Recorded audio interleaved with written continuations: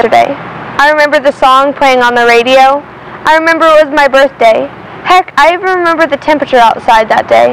It was exactly 30 degrees. I never saw it coming, but if I did, I would not have begged my parents to take me to Chuck E. Cheese's.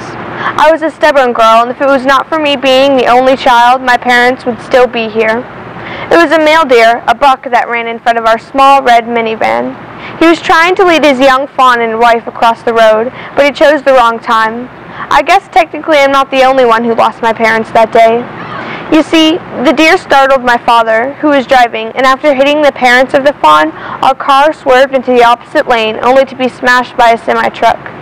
My grandmother was the first to hear about the accident, besides the doctors and nurses at the hospital. She rushed to see the damage that was done to the only survivor of the crash besides the fawn, me.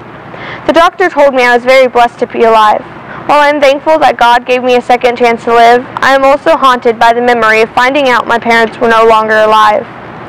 The night I decided to serve God through my every action, my grandmother was reading me a verse in the Bible. She was reading Psalm 23, and one of the verses from that passage is still with me today. Psalm 23:4 says, "Yea, though I walk through the valley of the shadow of death, I will fear no evil, for thou art with me, your rod and your staff, they comfort me." I made a promise the night the doctors told me the news of my parents' death. I made a promise to God that for giving me my life, I would offer others the chance of eternal life. I became a missionary right after I graduated college. Sure, it took 2 extra years to learn the language and culture of Chinese, but it was all worth it. Here I am, almost 16 years after the death of my parents, adopting a 4-year-old girl who I will rename Tina, who lost her parents just like me.